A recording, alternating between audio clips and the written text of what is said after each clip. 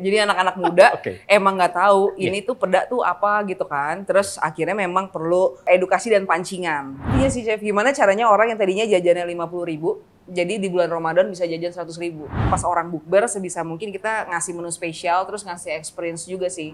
Keberadaan Instagram, TikTok itu tetap harus konsisten. Kenapa? Karena opportunity kan bisa datang kapan aja ya. Jadi ketika orang ngecek juga, oh ini eksis ya brandnya. Dan ini harus dikeluarin timingnya, nggak boleh terlalu mepet sama Lebaran.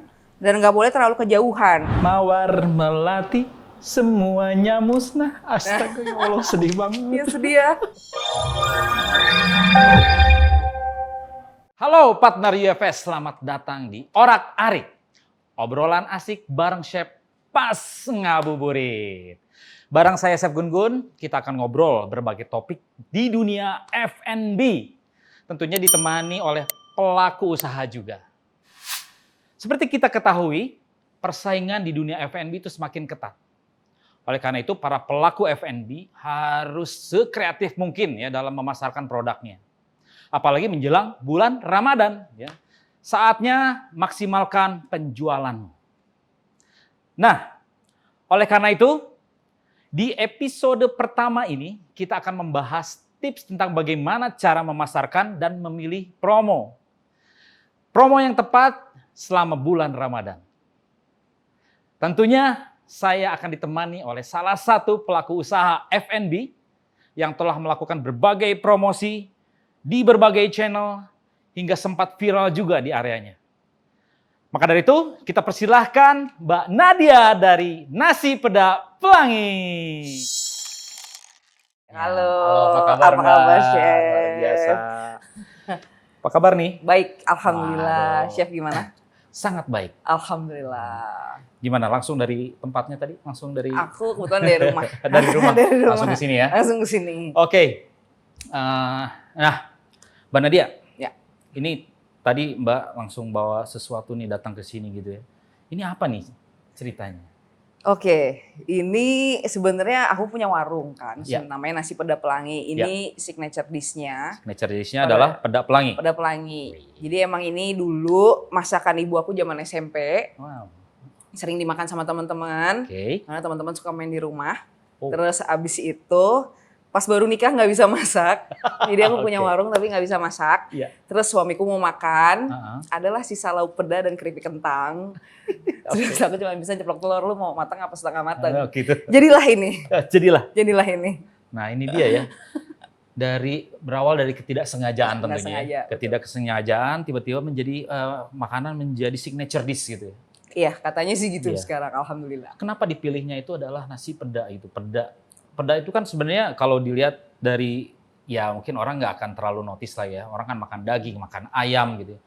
Tapi peda gitu yang menjadi, Ikan asin. apakah ada sesuatu yang rasa umaminya atau rasa yang menggigit atau misalnya yang bikin orang ketagihan?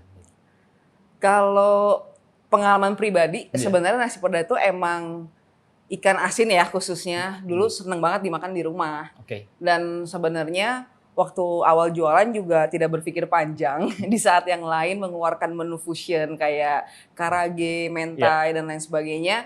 Terus kita nekat jualan peda, emang waktu itu awalnya nggak laku. Jadi anak-anak muda Oke. emang nggak tahu ini tuh peda tuh apa gitu kan. Terus akhirnya memang perlu edukasi dan pancingan. Edukasi dan pancingan. Iya, jadi sebenarnya kan Ini yang ikan menarik. asin dulu makanan rakyat raja-raja bahkan zaman Oh, dulu karena Oh ya? hasil ikan kita yang sangat berlimpah. Oke. Jadi kan katanya sebenarnya Ya. Indonesia negara kepulauan, ikan tawarnya banyak, ikan lautnya banyak. Kalau misalnya panen, bingung ngabisinnya gimana, terus akhirnya digantung, Fermentasi gitu. jadilah ikan asin kan, difermentasi. Oke. Dan katanya dulu memang orang dulu makan itu, dan aku ngelihat kok sekarang agak susah ya dapetin ikan asin kalau nggak di warteg. Ini boleh kita buka ya? Silakan Chef, Silakan. silakan. Ini penasaran ya. Signature-nya ya nasi peda.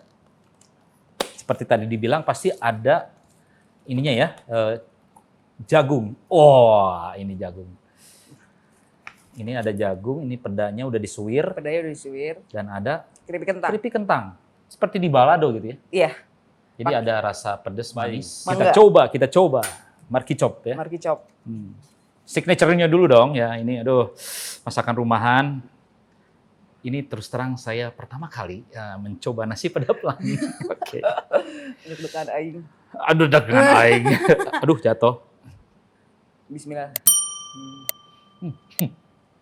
Kayak masakan rumahan. Kayak masakan mama saya juga. Iya kan? Makanya. Kalau mama saya tuh seringnya bikin botok. Oh, oke. Oke, Jadi itu kan dibungkus daun pisang. Iya. Pakai peda, ada jagungnya juga, Yes. dikasih telur. Iya. Ya Allah. Bekal langganan ini. Jadi ingat ibu nggak pas makan? Oh. Makanya kan bawa lidah Terus pulang terang, gitu. sebelum Mbak datang, Hah. ini pas saya baca artikel, semua artikel yang mengenai nasi peda pelangi itu, setelah selesai baca artikel, saya nelpon mama saya. Serius? Iya beneran. Saya nelpon, "Mah, ajarin bikin botok." Karena kangen ya. Kangen. Aduh. Karena saya belum ngebayangin ya, rasanya kayak gini. Ternyata, wah ini, jadi itu sebetulnya botok itu adalah, yang jago tuh papa saya sebetulnya. Sama bahan dasarnya peda. Iya. Jadi, wah ini enak nih, pas banget. Selamat Cocok. makan. Jadi pedas, asin, gurih, pasti gurihnya pasti dari peda aja udah gurih kan. Iya, udah. Terus pedasnya juga relatif banget gitu, maksudnya nggak terlalu nanyok banget gitu ya Mbak ya. Betul. Nah katanya ada signature-nya lain nih, boleh ceritain? Oke. Ini nggak sengaja juga waktu itu namanya sate tuna. Sate tuna itu asalnya dari Gorontalo. Gorontalo. Sebenarnya dia makanan Sulawesi, lokal ya? di Sulawesi, Gorontalo. Dimakannya pakai sambal rica, Chef. Sambelnya tadi ada. Ada di belakang kita. Nah, gitu. Terus Tiba-tiba, habis itu Tara. Nah. Gitu. habis itu jadi dulu ceritanya temen bikin ini. Ya. Aku juga nggak pernah makan ikan disatein nih sebelumnya. Terus dibikin enak. Iya, jarang sih ya, ikan sate ini. Jarang kan. Kecuali kalau emang lagi barbecue ada ikan disusuk. Cuman nggak Banyak common lah. Isuki lah. Iya kan, biasanya nggak common atau dibakar gitu aja nggak dijadiin sate. Kalau ini sate tuna aku teman-teman di dapur dia dimarinasi pakai kecap, Kecap? kayak pakai bawang putih, Kecapnya kecap apa? kecap Oh, bango, pasti bang. kecap bango nggak ada lagi. So caramelized. Kayak udah cocok gitu dari dulu makan kecap itu. Terus abis itu pakai kemiri, ketumbar ya terus dimarinasi pakai jeruk nipis juga. Oke. Nah kalau udah dimarinasi baru kita bakar. Biasanya Itu kita langsung dari marinasi langsung dibakar kah atau misalnya iya memang langsung dibakar disimpan tapi setengah dalam- mateng. Oh, setengah matang. Setengah mateng, Baru frozen. di Iya, di vacuum, dispute lah. Abis itu baru di sana tinggal dicocol-cocol panasin. Tapi ini harus dicobain dulu Harus dicobain biar dulu. nggak fana tadi obrolan kita. Ini sebetulnya mirip-mirip kayak sate Maranggis ya secara tekstur. Cuman ini tuna ya. Coba ya, Pak.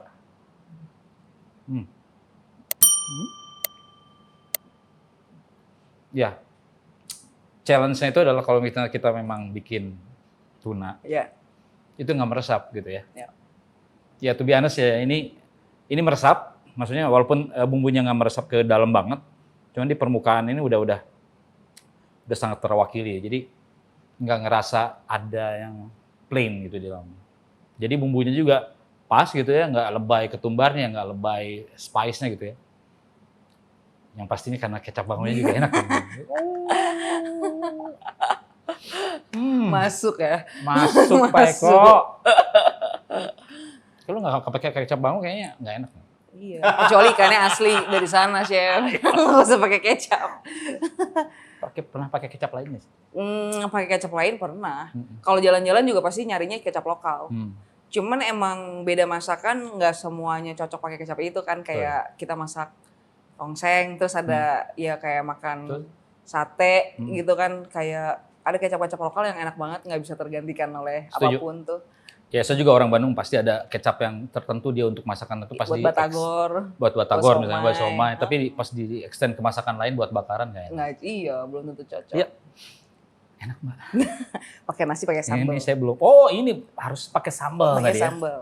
Berarti ini pairingnya sama ini ya? Yes, betul. Sambal Ngomong rica ini pedes bawang. nggak? Hah? Pedes nggak? Kalau Tadi aku dia dibilangnya sih pedes. dari Gorontalo gitu kan. Cobain Saya dong. punya experience kalau di Gorontalo tuh pedes levelnya tuh kalau kita satu di sana 10 bro gitu. Karena di sana tuh cabenya kecil-kecil, Aduh, tapi pedes banget. Terus ya kata orang Gorontalo, ini kurang pedis. Betul. Pedis. Dia bukan pedas. Ya. udah gitu kan mereka kalau minyaknya pakai minyak kelapa tuh, Chef. Oke, Di sana betul. di rumah masih bikin minyak kelapa sendiri. Kalau saya pakai minyak kelapa, kan waktu istri saya hamil, saya minumin minyak kelapa. Oh ya, aku juga. Biar lancar. Betul. Bener lancar. Dokternya belum datang, anakku udah nongol. Terlalu licin.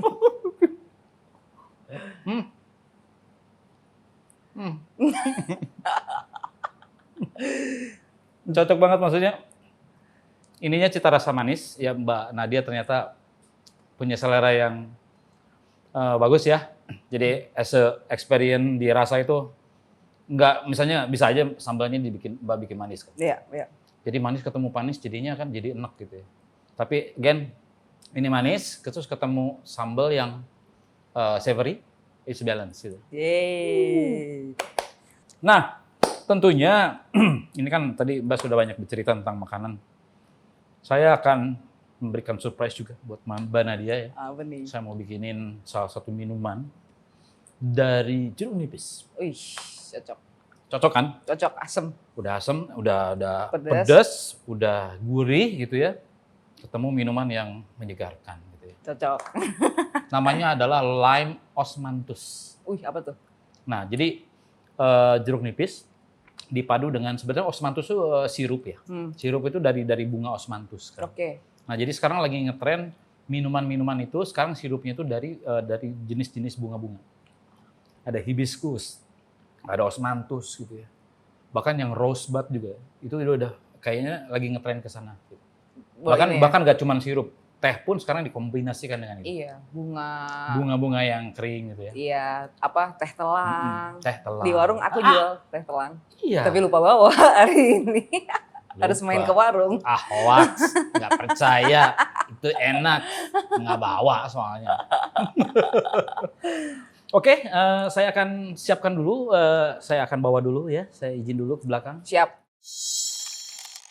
Nah, Asik, ini dia. Warnanya seger biru. pisan. Kayak lautan.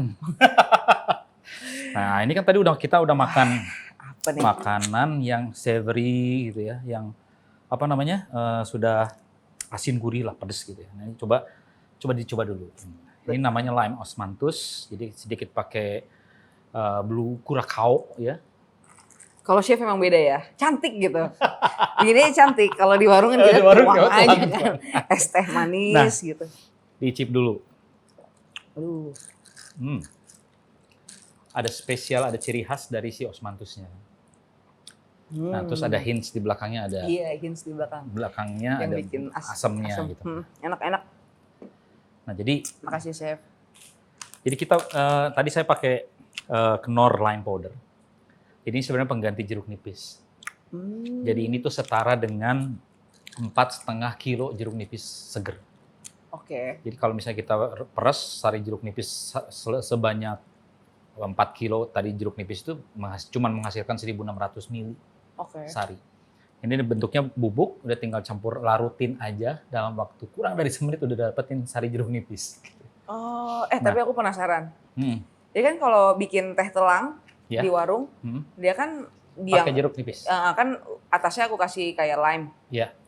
Cuman kan di terakhir tuh dia warnanya kan jadi berubah tuh dari biru Betul. sampai ungu ya Betul. ketika kena asam. Ya. Kalau pakai ini, Sama. menarik. Jadi ini memang ekstrak jeruk nipis yang kita ekstrak jadi bubuk aja gitu ya. Menarik. Jadi untuk mempermudah operator kita juga, khususnya buat di bartender kan, mereka ketika mix psikologis mereka naruh jeruk nipis, jadi mereka simpan di botol, udah selesai gitu, nggak usah meres-meres lagi. Iya bener sih. Nah, that's the challenge gitu kalau misalnya buat konsisten juga kan. Benar. Buat storage juga Lebih kecil. lebih kecil gitu ya, nggak 4 kilo naruh di kulkas lumayan kan gitu. Nggak ada potensi waste, Betul. lemon sama Betul jeruk sekali. Cakep. Ya, nanti kita bisa sharing-sharing lah mengenai produk. Oke, Mbak, tadi kita udah ngobrol banyak mengenai makanannya gitu ya. Nah, ini sekarang itu kan mau deket bulan Ramadan ya. Oke. Ada strategi apa nih yang di planning ya untuk menghadapi bulan Ramadan? Pasti kan banyak, berarti udah berapa tahun, Mbak? Sekarang jalan 5 ya, Chef. Jalan 5, berarti kan sudah melalui 5 Ramadan gitu ya. 5 Bener tahun juga. baru. Lama juga ya. Ya keras. Berarti udah experience banget ya ngadapin bulan Ramadan gitu ketika orang mau buka puasa gitu kan. Seberapa panik gitu, wah itu nyiapin makanan yang pasti dipesan dalam satu waktu gitu kan. Gimana tuh? Alhamdulillah 5 tahun buka warung, kebagian Ramadan normal dan Ramadan pandemi kan. Oh iya. Iya kan challenge. Tapi Ramadan normal dulu ya, dong. Ramadan normal tuh tahun lalu udah lumayan tuh orang-orang udah pada bukber lagi, udah pada nongkrong lagi, udah mulai berani gitu. Jadi memang setiap Ramadan itu saatnya harus mencari cuan sebesar-besarnya kan. Cari cuan, itu kuncinya ya. Karena Cari cuan, karena itu kesempatannya di iya. situ. Gitu ya. Dan karena harus bayar THR juga. Oh Jadi iya, emang cuannya harus banyak gitu. Harus banyak. Nah jadi emang Double portion kalau bisa ya. Nah itu intinya sih Chef, gimana caranya orang yang tadinya jajannya 50.000, jadi di bulan Ramadan bisa jajan 100.000. Menarik tipsnya. Gitu, kayak Upselling atau misalnya, oke silakan ya, cerita. jadi Saya jadi penasaran.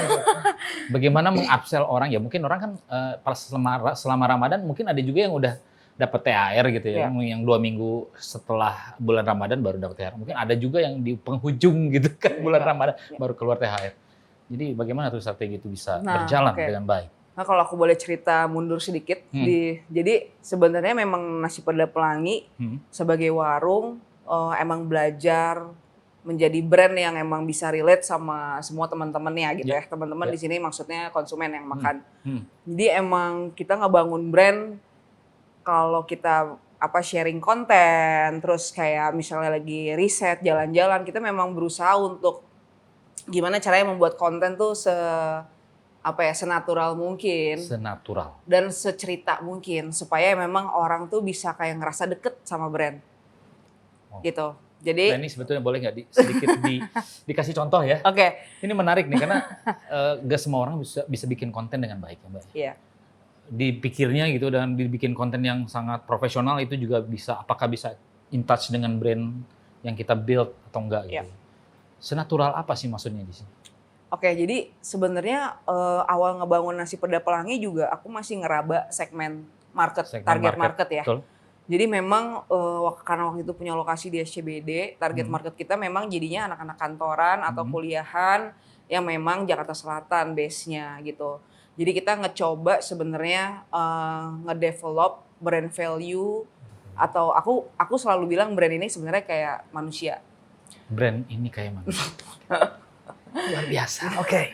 Jadi saya tambah penasaran ini beneran. Aduh, menarik. Jadi gimana caranya kita misalnya Nasi Peda Pelangi kita berhayal Nasi Peda Pelangi ini adalah seseorang perempuan yang suka makan dan suka jalan-jalan. Nah sehingga ketika mereka share konten atau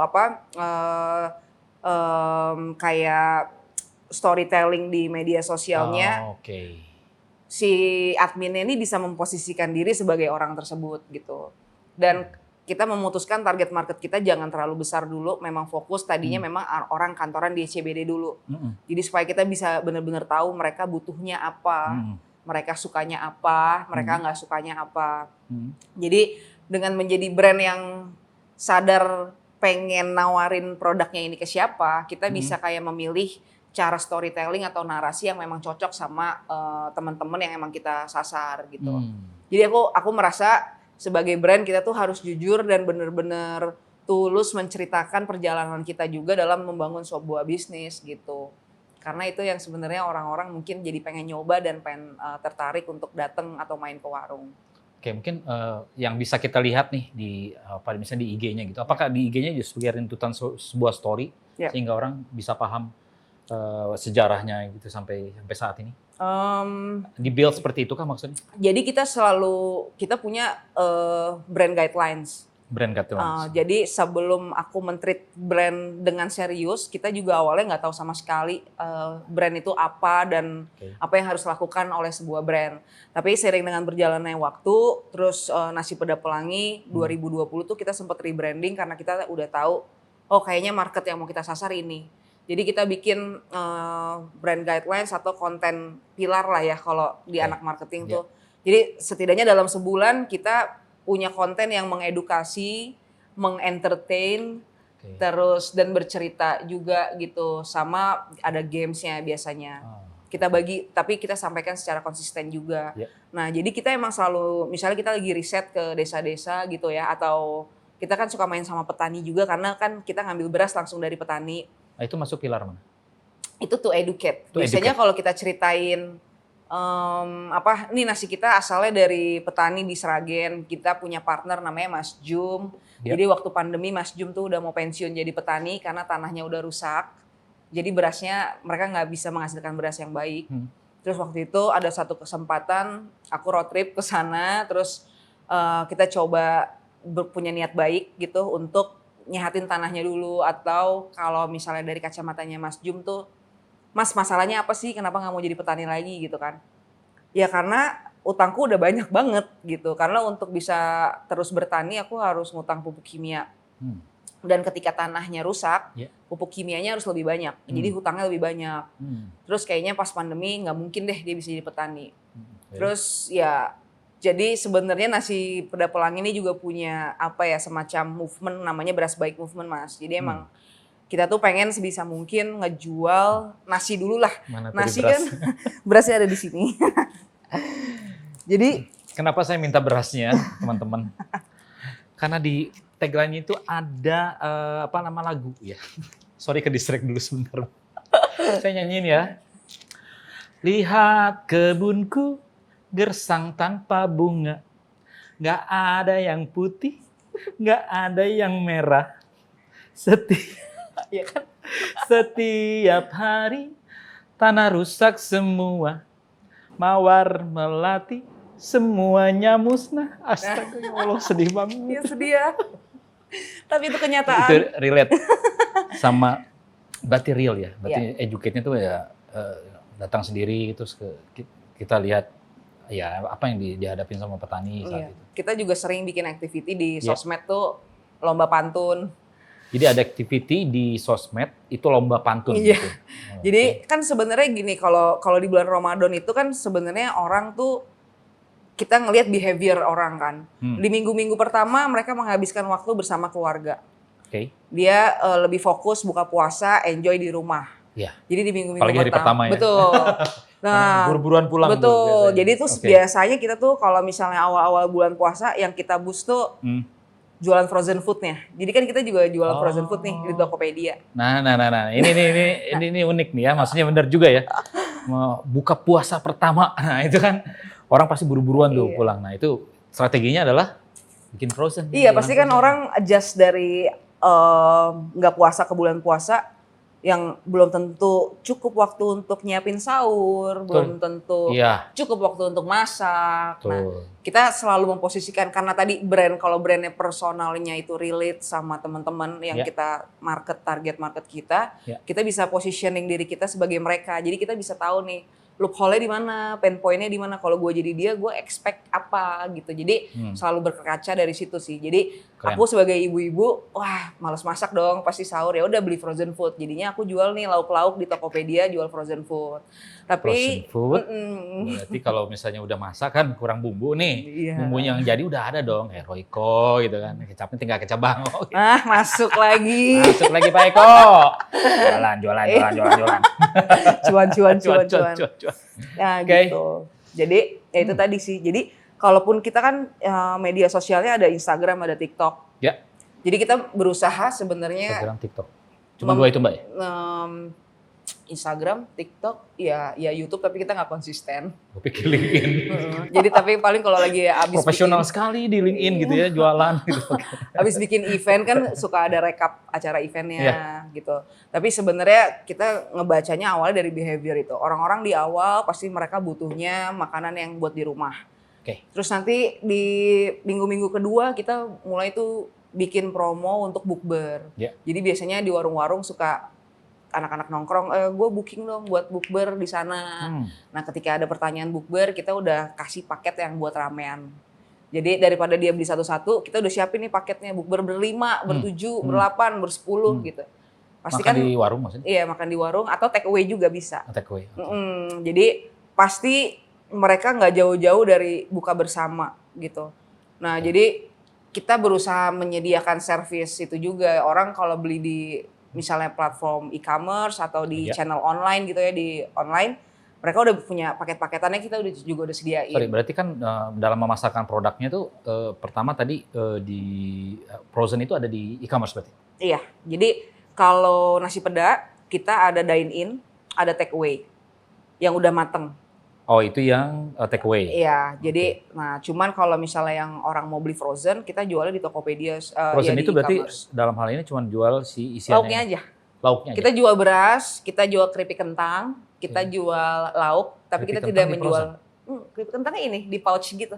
Oh, di Ini pouch. favorit juga cemilan Ah, oke. dari anak-anak gitu. Jadi memang kita jualnya udah buat bulk orang dinikmatin bareng-bareng. Oke. Gitu. Jadi pas orang datang ke warung mau bukber juga biasanya udah ada paket tuh. Nah, Oke. biasanya kalau orang buka puasa bareng-bareng ada makanan beratnya, tapi pasti mereka juga nyari cemilan gitu. Jadi memang kita kalau di bulan Ramadan minumannya kita variasiin. Tergantung preferensi orang. Dia kalau buka puasa bisa langsung minum es atau anget dulu gitu kan. Minuman divariasiin dalam arti ini bisa juga ada menu baru untuk minuman di bulan Iya, Ramadan? iya. Atau cuman mengkombinasikan yang sudah existing menu? Sebenarnya kalau di setiap bulan Ramadan itu aku pasti bikin menu spesial Menu sih. spesial, tapi Iya. tetap temanya Lokal. lokal. Iya, lokal dan tidak kalau sebisa mungkin source-nya lokal dan sebisa mungkin selaras dengan ya inilah alam. Karena berbicara tentang lokal ya, kadang-kadang orang berpikir kan kayak, ya berarti saya harus pakai jahe, saya harus pakai kapulaga, harus pakai kayu manis. Ya. Exactly seperti itu atau mungkin ada cara lain yang pernah? Aku nasi peda pelangi tuh punya brand minuman namanya Miring. Miring, Oke. ya. Miring adalah Pasti ada kepanjangannya. minuman ringan. Oke. Lagi-lagi karena nggak kreatif. Itu adalah bahasa Indonesianya soft drink kan. Minuman ringan? Iya. Iya. Ini ngomong-ngomong bisa dibeli di mana, di online langsung atau langsung di store? Iya, jadi kalau ini di warung ada. Di warung ada, Terus di channel online-nya juga ada. channel online ada. Mm-mm. Nah, jadi ya itu strategi juga ya kalau Iya. misalnya nggak cuman memperkenalkan minuman ini orang untuk datang ke dine-in doang gitu. Iya. Tapi kalau misalnya di online sih atau di IG-nya sendiri ini diangkat juga ya. Iya, Ini, jadi what's the story behind? ya jadi kita emang biasanya kalau kita ngeluarin menu baru tuh pasti proses sebelumnya itu apa ya, kita ada jalan-jalan dulu. Jadi pasti menu-menu baru itu tercipta kalau kita lagi jalan-jalan, lagi nongkrong sama teman, Ya. lagi ngobrol, lu sukanya di rumah makan apa lagi sih gitu. Jadi sebenarnya dalam ngebangun konsep narasi atau storytelling tadi, Ya. kita juga banyak ngobrol sama teman-teman di warung sih. Jadi warung kita itu kan sekarang tuh udah jadi kayak showcase. Jadi kalau ada teman-teman yang punya produk tapi nggak punya warung, boleh jualan di warung kita. Oh. Asal mereka juga punya niat baik juga lah gitu buat ya bahan bakunya atau dia les sampah atau segala macam. Jadi kita enak nih, kita bisa cerita bareng-bareng. Nah, ketika kita percayalah ketika kita menceritakan barang orang, itu kayak impact marketingnya tuh gila-gilaan sih, kayak orang bakalan ya dengan sendirinya juga ikut tahu nasi pedanya juga akhirnya. Jadi bener-bener gotong royong ini membuat kita juga jadi makin gampang ngobrol dan nongkrong sama komunitas gitu. Jadi apa yang kita obrolin di tongkrongan, di warung, itu nanti kita bikin kontennya offline-nya. Misalnya 1 bulan sekali nih kita suka bikin event namanya Sehari Rasa atau Kawin Lokal. Jadi kita punya 2 event. Kawin lokal sama Sehari Rasa. Yes. Oke. Kalau kawin lokal itu intinya kalau kita lagi collab sama teman-teman. Misalnya kita pernah kawin lokal sama ada suatu teman yang bikin minuman dari pohon lontar. Itu minuman ini tahu nggak chef yang dibawa-bawa pakai bambu? Betul. 2 tuh namanya. Ya, saya sering lihat. Iya. Nah dia bikin juga di canning kayak gini. Jadi waktu itu kita bikin Sehari Rasa. Purely cuman airnya, maksudnya dalam bentuk nggak ada isiannya kan? Nggak ada, cuman air itu. Jadi memang natural. Terus kita bikin event, nah terus kan yang datang tuh pada suka gitu kan. Kita bikin Sehari Rasa Gorontalo, bawa ikan tuna dari sana, bawa minyak kelapa dari sana. Sehari Rasa. Sehari Rasa. Iya. Sama kawin lokal. Jadi kita juga mencoba. Kawin lokal? Kawin lokal kalau ngundang temen bikin event di warung, dia punya brand juga. Kawinin kedua brand kita kawinin gitu dengan menarasikan barang-barang lokal juga, jadi namanya kita bikin kawin syaratnya lokal. Adalah barang lokal ya dan unik dong dan gitu. unik dan ini sih sebenarnya kayak mengapresiasi si harta karun kita kali ya dibilangnya kan gitu kan, karena kan biasanya kalau di Jakarta bosen gak sih gitu kan, kayak ya itu lagi gitu, maksudnya pola konsumsi kita juga udah dibentuk gitu kan, ya yang itu aja. Nah kita berusaha dari warung yang kecil ini, berusaha ngasih experience kali ya, ngasih experience lewat makanan, lewat minuman. Karena kalau udah makannya enak, minumnya enak, diajak ngobrol enak kan. Jadi sebenarnya isu-isu lingkungan, sustainable dan lain-lain kita yakin itu bukan punya segelintir kelompok aja dan nggak satu segmen aja. Tapi sebenarnya ini harus dibawa ke ranah tongkrongan dan itu nggak boleh eksklusif dan itu nggak boleh saling ngejudge atau menghakimi gitu. Karena kita juga berproses gitu di warung. Awalnya nggak pakai sedotan, terus kita ganti sendok jadi sendok kayu. Terus sekarang kita pakai pelepah, jadi udah nggak ada sampahnya lagi. Ini bisa jadi kompos gitu. Jadi, nah belajar-belajar yang sedikit-sedikit kayak gitu, terus tuh kita sampein lewat experience. Nah, jadi kalau balik lagi ke strategi marketing tadi di bulan puasa, pas orang bukber, sebisa mungkin kita ngasih menu spesial, terus ngasih experience juga sih. Karena sebenarnya marketing yang paling efektif adalah mode to mode. Ya kan kayak kamu makan terus orang tahu kamu suka makan dan kalau nilai makanan tuh misalnya oke karena chef terus kamu cerita pasti orang itu lebih percaya daripada ngeliat di Instagram. Tapi keberadaan Instagram, TikTok itu tetap harus konsisten. Kenapa? Karena ya opportunity kan bisa datang kapan aja ya. Jadi ketika orang ngecek juga, oh ini eksis ya brandnya, dia bisa ditemukan, gampang dijangkau, informasinya bisa dibaca dari situ. Jadi ya gimana caranya nangkep rezeki deh gitu. Kalau misalnya dari mulut ke mulut udah oke, ya gimana caranya pasti abis diceritain mereka mau ngecek Instagram ya. Jadi dari Instagramnya harus lengkap. Terus pas mau beli, link Tokopedia-nya udah ada di situ atau ya alamatnya udah ada di situ. Wow guys, menarik banget. To be honest, gue banyak insight dari seorang expert yang sudah melakukan bisnis ini ya. Ya dari semua yang tadi kita bahas, boleh nggak Mbak misalnya di-summarize saja untuk ya memberikan masukan juga buat teman-teman kita nih pelaku bisnis. Kira-kira tadi ya mulai dari promo atau misalnya strategi apa gitu kan dalam simple word lah gitu misalnya. Summarize. Ya pertama itu ya tadi brand itu harus jujur dan sepersonal mungkin. Jujur dan sepersonal mungkin karena memang keberadaan brand itu tadi harusnya untuk menservis atau membahagiakan suatu target market yang sangat niche dulu. Mulai dari situ dulu. Kita nggak bisa nyenengin semua orang at the beginning ya, tapi kita kayak mulai dari yang paling kecil, yang paling deket. Makanya aku selalu mulai dari inner circle.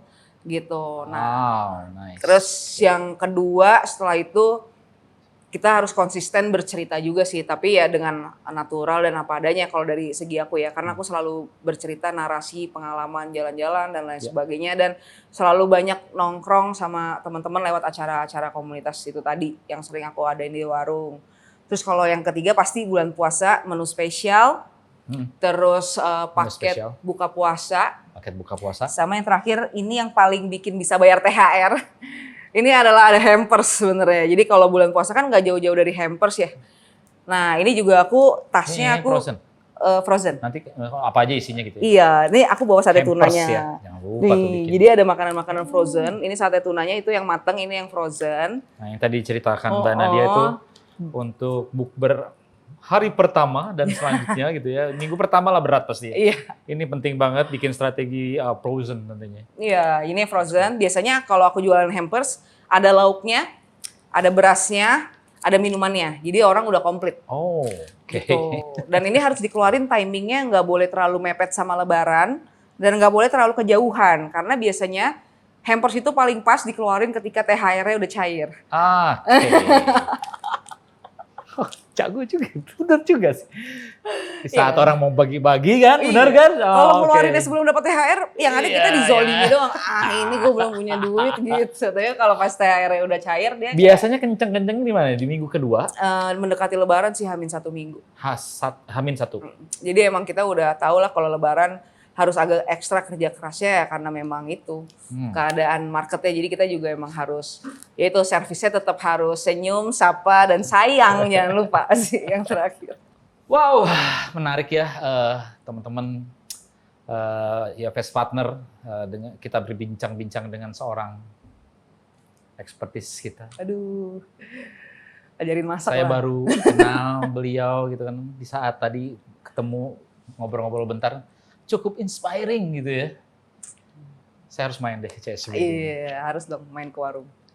SMS dulu gitu. SMS, WA maksudnya. Tahuan ya, zamannya. Zaman itu Nokia Tetris. Nokia bener. 3310. 3310. Oke, Mbak Nadia. Thank you, Chef. Cukup inspiring, thank you. Saya rasa nanti juga siapapun yang ada di sini yang kita menyaksikan ini, mereka cukup terbantu ya dengan Diorex. Thank you for sharing ya. Itu sangat bermanfaat banget. Tentunya jangan berhenti dalam menggaungkan makanan lokal. Yes. Tentunya. Sustainability. Amin. Ya kayak gini ya. Sekarang udah mulai earthy segala macam. Oke, kalau begitu kami dari Unilever Food Solution mengucapkan terima kasih banyak atas waktunya, atas kedatangannya. Dengan senang hati. Ya, nanti kita akan ngobrol-ngobrol lagi. Kita semoga cocok coba, di lidah. Ini langsung kita panasin. Oke, terima kasih partner UFS yang sudah menyaksikan dan mendengarkan Orak-Arik, obrolan asik bareng Chef Pas Ngabuburit. Dan jangan lupa like, komen, ya, dan nyalakan loncengnya ya, supaya nggak ketinggalan video-video dari kita. So, saya Chef Gun-Gun. Saya Nadia. Kami ucapkan terima kasih. Sampai jumpa. Bye-bye. Dadah.